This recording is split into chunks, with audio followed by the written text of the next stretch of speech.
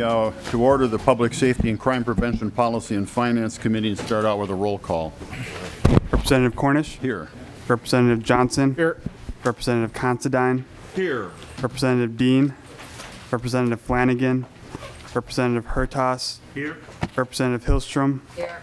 Representative Howe. Representative Lomer. Representative Lucero. Here. Representative Newberger. Representative O'Neill. Here. Representative Quam. Representative Rosenthal. Here. Representative Schoen. Representative Ward. Here. And Representative Zerwas. Okay, we'll start out with a approval of the minutes. Somebody want to offer a motion for March 30th minutes? Representative Rosenthal moves the minutes for March 30th. All in favor say aye. Aye. Opposed? Okay, members and audience, we're going to have a couple of bills up today. We're going to reverse the order and put House File 2690 before us first.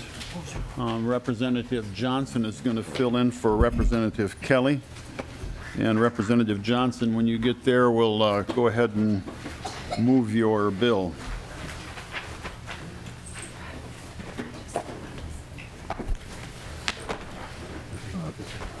Mr. Chair, where's this bill moving to from here? Transportation. I'll make the motion that 2690 be recommended and referred to transportation. Okay, you have a couple of amendments. One you wanted to talk about. Representative Johnson. The first amendment that I wish to talk about, I'm not going to offer this, but it does need to be talked about, is the enhancement of the penalties for people getting caught without having the ignition interlock device on their vehicle when they're required to. I was contacted by my county attorney, Jeff Edblad. They're starting to get a number of repeat offenders on this. I've also talked with, through emails with Judge Dean from the 10th Judicial District, who was instrumental in initially getting the ignition interlock devices started, and actually was using them before it was statute. I think it's something that we do need to look about. I've talked with the County Attorneys Association about this issue for enhancing the penalties, and they are going to be discussing it at their next meeting. And at the chair's request, because I do not have their blessing at this time, I'm not going to offer this amendment. Okay, and your other amendments you wish to offer? The other amendment, number H2 690, the A1-1. This change, just is a minor change to the bill. It makes it so the ignition interlock Representative Johnson, we'll just offer it first, and then I'll let you explain it. Representative Johnson moves the A1-1 amendment. All in favor say aye. Aye. Aye. Opposed? Okay, now to your amendment bill. Thank you. The amendment to the bill makes it so the ignition interlock device for DWI offenses is strictly used for alcohol-related offenses. In my career as law enforcement, I've had arrested many people for DUI, not just for alcohol, but also for narcotics, and even the tougher one to do is prescription drugs. For those that are convicted for drug-related DUIs, the only way they can be generally done is they have had no alcohol in their system, because if they're tested positive for alcohol, they do not do the test for the drugs in their system. So it kind of defeats the purpose. And we now have people who are getting narcotic and prescription DUIs able to get their license back just by having the ignition interlock testing for alcohol, which they were never charged with. So I think it's a good thing to get this on the bill so it's used in its proper way. And excuse me for Representative Norton for not introducing you at the same time. And now, was that your description of the bill too then? And but the bill also, what it does is it right now, if I remember correctly, it's 3 times before you interlock in 3 times in 5 years, or I believe 4 and 10. that you'd be able to, in order to get your license back, you'd have to have the ignition interlock device installed on your vehicle.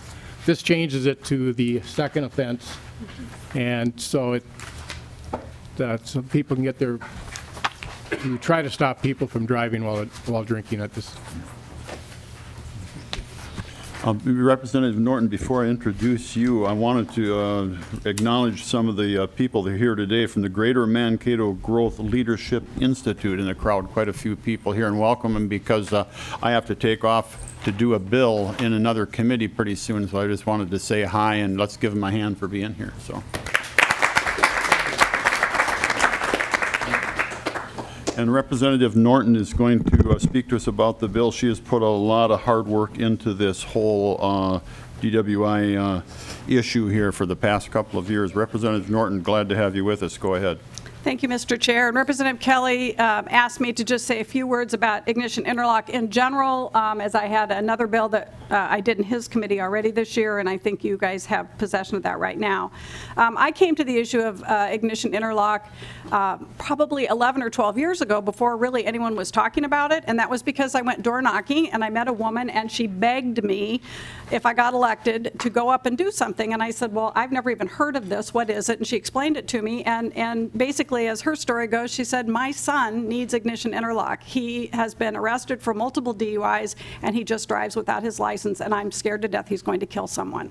And that was the first time I'd ever even heard of this issue. So since then, I have another constituent who testified in the Transportation Committee who lost a son, and Representative Cornish and probably some others of you have heard from her.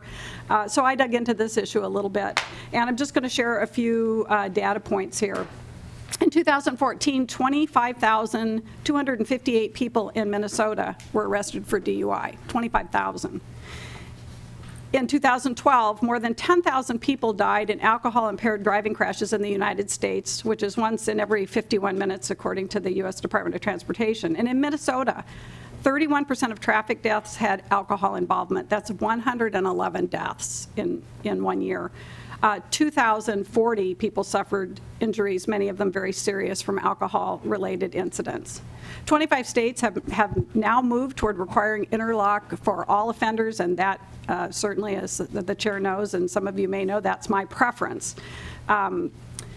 I think it's important to note that a high percentage of drivers whose licenses are revoked or canceled continue to drive, and that alone is the best argument that ignition interlock should be mandatory. On St. Patrick's Day, I was looking at my Twitter feed, and I guess it was the day after, and the department tracks this kind of information, and someone from I think the State Patrol tweeted that there were 462 drivers stopped in one county, Ramsey County, on that evening. 55 of them were driving with revoked licenses. 55. I mean, it's a huge percent of people that continue to drive. In fact, up to 75% of DUI offenders continue to drive illegally without their licenses. And it's a real problem. Ignition interlock is an effective way to reduce repeat drunk drivers. Some states are finding up to 50% reduction in drunk driving arrests as a result of ignition interlock use. There's widespread support. And I also want to mention more than 500,000 Minnesotans, 607,885, in fact, have DUIs on their driving record. It's 1 in 7 drivers in Minnesota has a DUI. 1 in 16 has 2 or more, and 1 in 35 has 3 or more. This is a significant issue. It can be reduced significantly. The states that have moved to more significant ignition interlock laws have seen significant reductions. We should move in that direction too, Mr. Chair. I think this bill doesn't quite go as far as I would like. I think it goes closer to something that this committee can support at this time, and so I'm going to ask for your support of Representative Kelly's bill. Okay, thank you, Representative Norton. Questions, Representative Considine and Representative Hertaus. Thank you, Mr. Chair. If these people are driving on suspended licenses, how are you going to get them to put an interlock system in their car? Which one of you would like to answer? Representative Johnson. Mr. Speaker, or Mr. Chair, Representative Constantine. In order for them to get their license back and have a valid license, they'd have to get the interlock device. They're still, if they do not want to get their driver's license back, they're still going to unfortunately be driving. But this way is to get them an opportunity to get their license back legally, so they can legally drive. Representative Hertaus. Thank you, Mr. Chair. Representative Norton, Representative Johnson. I was looking through the bill trying to find if there was any provision that addresses the situation when many households or families have multiple cars. How do you address that issue in this bill? What do you do to prevent somebody who's had their license reinstated with an interlock in a car, but is that any requirement that all of the cars in that household be equipped with interlock? Representative Johnson. Mr. Chair, Representative Hertaus, the way this works is the person would only be able to drive the car that has the interlock. And that's the issue that I had that one amendment to deal with, and I'm still be working on that, trying to fine tune that and hopefully get that attached at a later time. But if the person who is required with the interlock drives any vehicle without the ignition interlock device installed, they're in violation of their license. They can get charged with that. And that's existing law right now, right? This bill doesn't change anything? That is existing law right now, but like I said, we're starting to get people with repeat offenses of that, and that's something we do need to deal with. Representative Norton, you had something to add? I was just going to kind of add a little bit of information here. You know, one of the things that we can, and I would suggest we should do, is require, if you require ignition interlock and not a work permit license, or not allow people to drive without, if a condition of release is that you get ignition interlock and there's a way you can check to see that they got it, that's a start. And that's one of the reasons I support the first offense rather than second. But even at a second offense, you could, you know, you're going to leave and you are required to go down and get that ignition interlock put in. One of the things that I did in my bill, and I don't think it's in Representative Kelly's, but something to consider, is, you know, what do you do when someone is caught driving another car? And one of the things that I tried to do was make, when you get stopped driving on a revocated license, currently it's a payable, and we were increasing that to a gross misdemeanor, requiring them to go before a judge.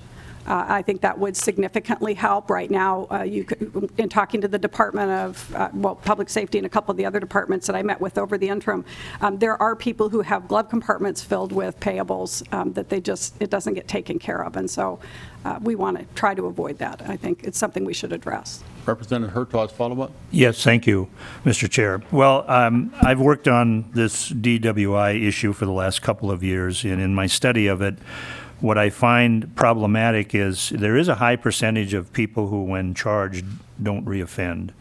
But for that element that does reoffend, they have a problem. And it's an addiction problem. And for some of the victims who have lost loved ones, and for even family members who have had to deal with people who are repeat offenders, one of the themes I heard was the ability of our law enforcement to change the behavior and the treatment part of it. And so I also am concerned about people becoming felons and not changing the behavior. So I support this bill in that implementing interlock after the second one is an attempt to change the behavior more quickly than waiting till the third one and then have an offense and now you're a felon. So I think interdiction earlier in the process of what we have set up in a 4 and 10 kind of system is the right step to do. And just quickly, I know of one case where the family was trying very hard to deal with an individual in their family who was constantly drinking and driving, and he would get, and this goes back more than a decade, would just get his fingers slapped, and there was no progressively increased penalty for it happening, and only until he finally killed somebody on the road. Then he went to prison for 10 years. And then that finally changed his behavior. So if we can do things earlier in the process, I think is a positive thing. Mr. Chair. Representative Powell.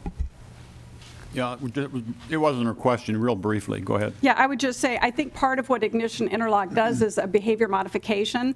When you learn that you've gone out and you've only had 1 or 2 drinks, I believe there are some that are truly alcoholic, and that is what you're talking about. There are other people who just, it takes a while for them to understand what the level is of tolerance for their bodies, and they think they can drive.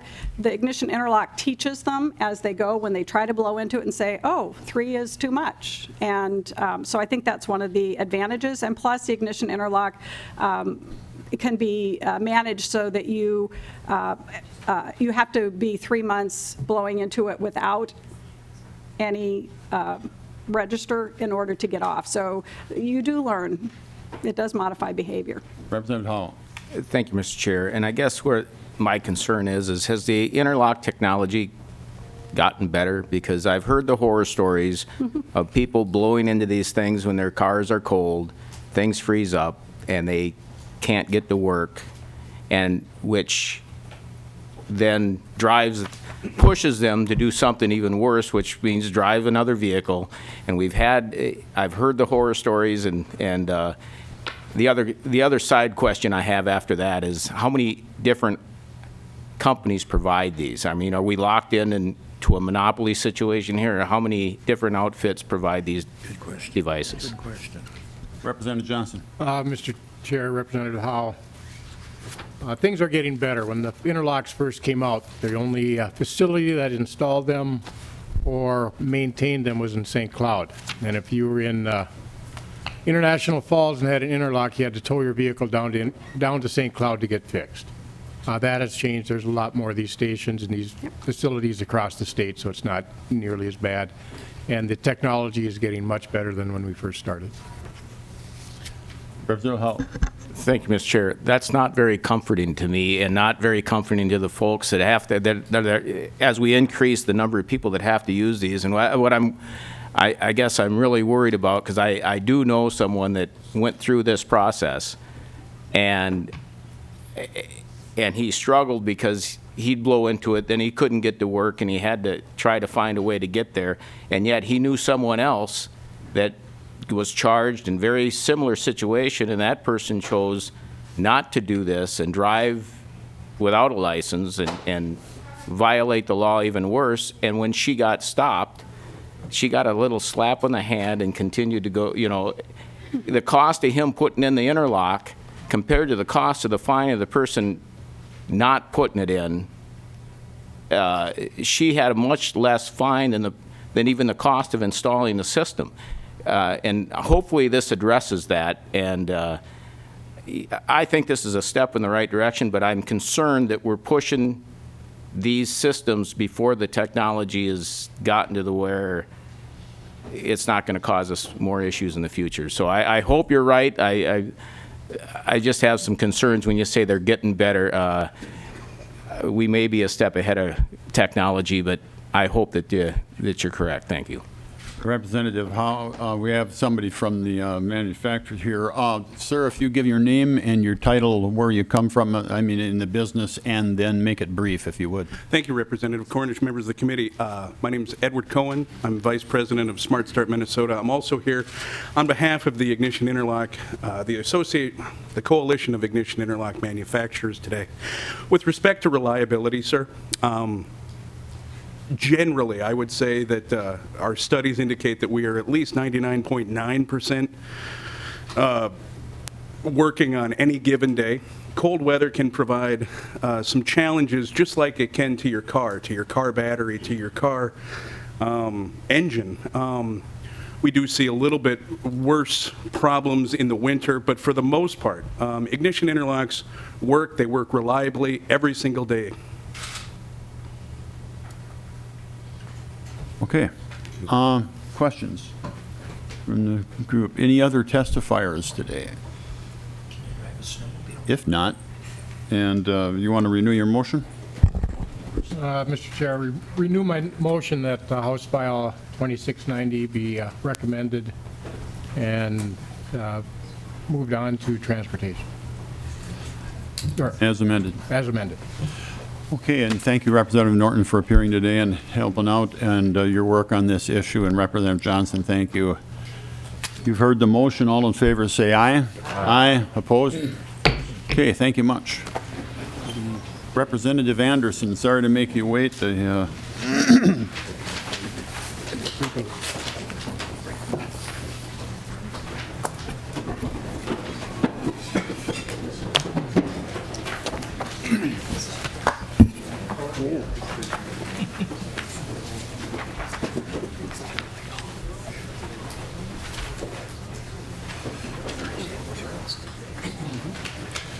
Representative Anderson, the chair, will move House File 3082 and also to the General Register, and I will move the A160960 amendment, the author's amendment. Okay, to get it in the bill, the proper form that the author would like it. Okay, as to the amendment motion, all in favor say aye. Aye. Aye. Opposed? Okay, the bill is before us. Representative Anderson, go ahead. Thank you, Mr. Chair, and good morning, members, again today. The amended bill here deals with some concerns that were addressed earlier, so we certainly hope that the delete all amendment is in a better form and would be more conducive, and it's the way we'd like to have it heard, and you just approved that, so thank you. As key energy providers within the state, Minnesota's utilities are under increasing pressure to protect and monitor our interconnected infrastructure that serves all of our homes, businesses, and industrial facilities here in Minnesota.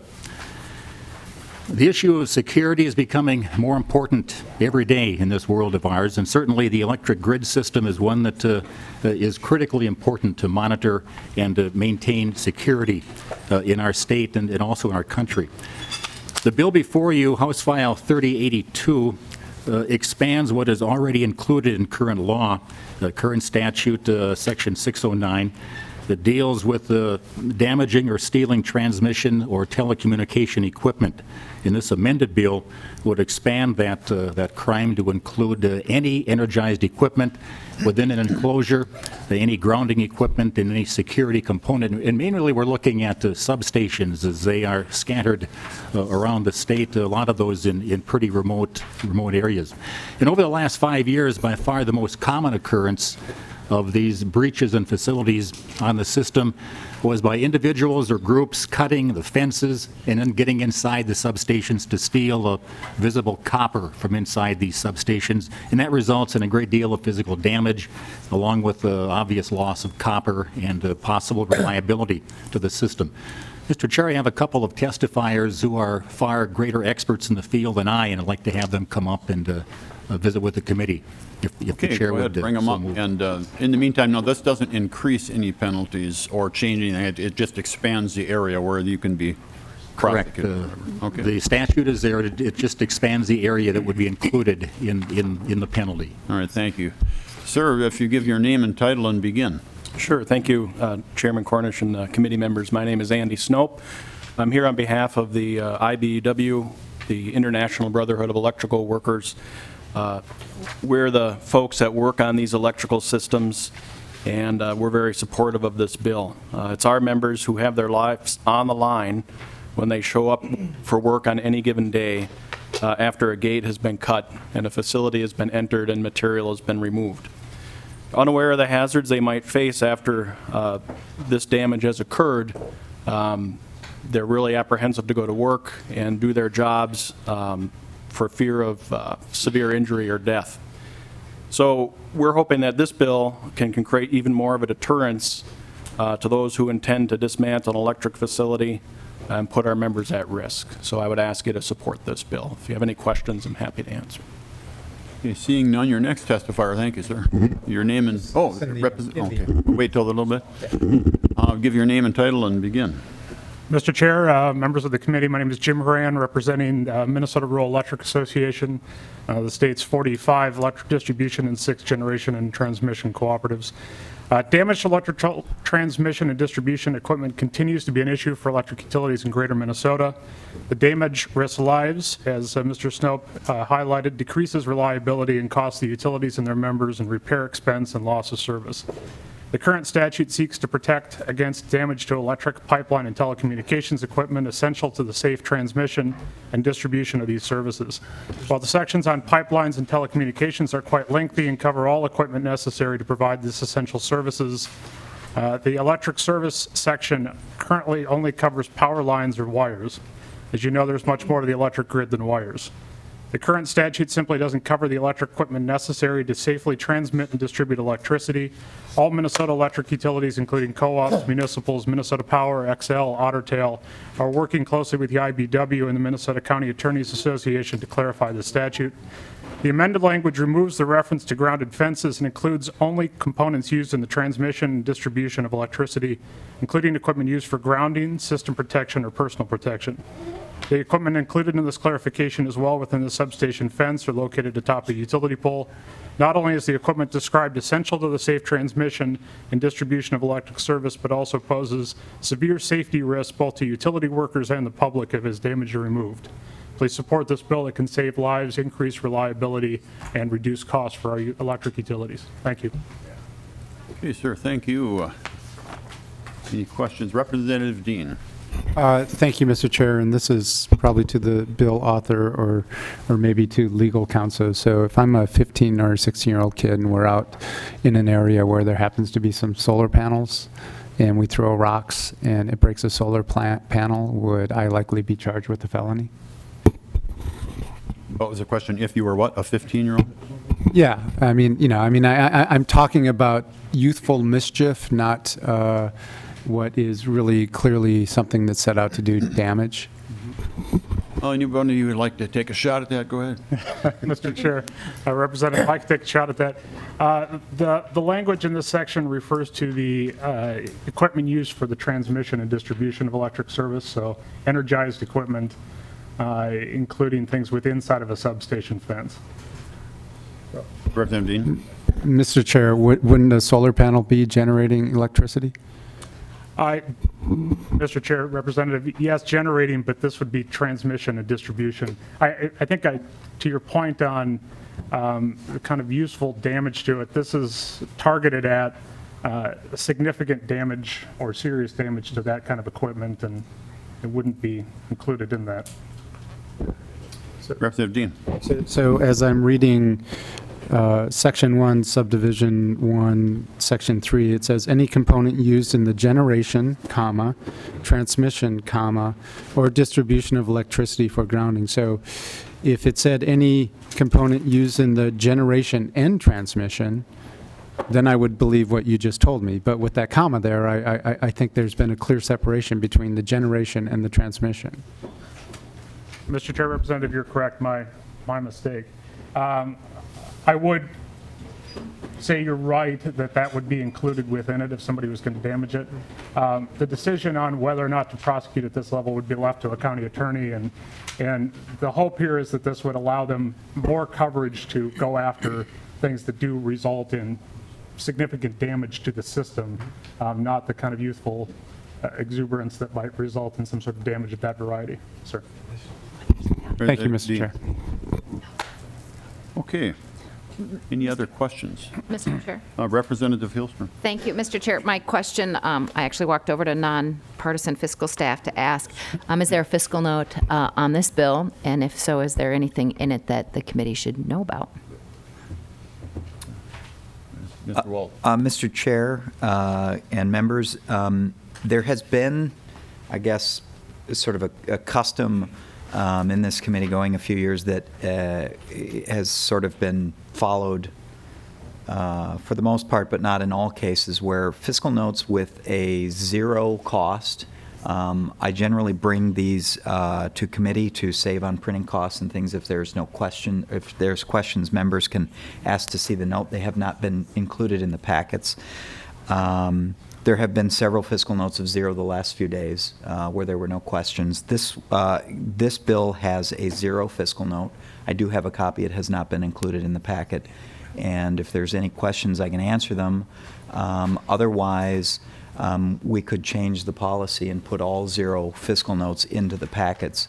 Some of them tend to be lengthy. They can be up to 20 pages, but it's all at the discretion of the committee members. Mr. Chair. Representative Hilstrom. Thank you, Mr. Chair. So I actually put him on the spot because I just learned that that was happening. And one of the challenges with fiscal notes is that a lot of times there's information in the narrative, even if there's not helpful information in the money.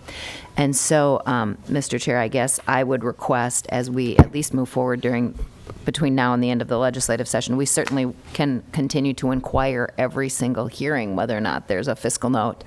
But in the event there are comments on these fiscal notes, it might save you some additional time if we actually, even if just research gets them, so that we know when we want to talk about something versus not. Okay, thank you. Any other questions? Representative Ward, and then Representative Dean, and then Representative Considine. Thank you, Mr. Chair. More a matter of curiosity as I'm trying to tie the links together here.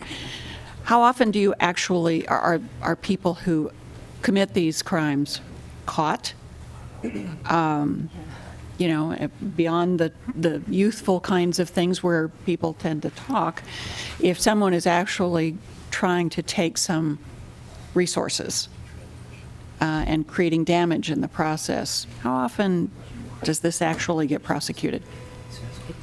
Who would like to take that one? Go ahead again. I guess I can give you a scenario. I don't have statistics on how many people are caught, but typically what happens is these people are looking to scrap out this metal or this copper. So in rural Minnesota, it might be a pickup truck full of copper or material that's recognized going down the road. All the scrap houses are typically put on alert for this kind of material coming. They usually have to have some kind of proof of who they are and, you know, present their driver's license and discuss where they got the stuff. And that's how they catch these people. And I think it's pretty successful, though I don't have any statistics on how successful it is. Thank you. Representative Dean, followed by Representative Considine.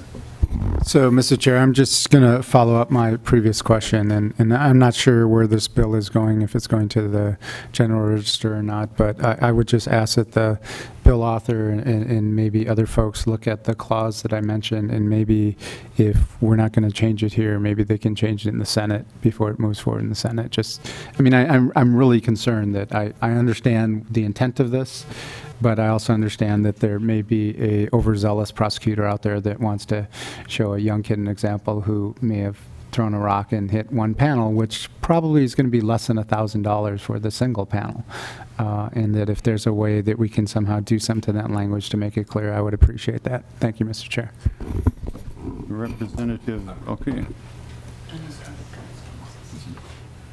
No, he passed. Representative Hilstrom, did you have anything? I just was going to make a comment to Representative Dean. It actually, I think, covers it already under current law with any machinery or equipment or fixture used to receive, initiate, amplify, or process the transmitting. So I think you'd actually have to change current law to get at what you're talking about. I think this expansion doesn't really change what is there, and they do get prosecuted, and many times they get prosecuted because someone actually nearly kills themselves by trying to cut the copper off live wire or trying to cut the copper out of the transmission lines. I've seen a few of these cases that can have near devastating impact on the person trying to scrap that metal. So, Representative Dean. Mr. Chair, Representative Hilstrom. So is that tied to a value of $1,000 or no? Mm-mm. Okay, thank you.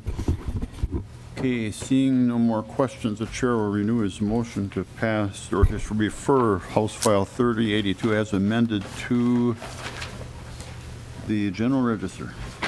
All in favor say aye. Aye. Opposed? Anything else?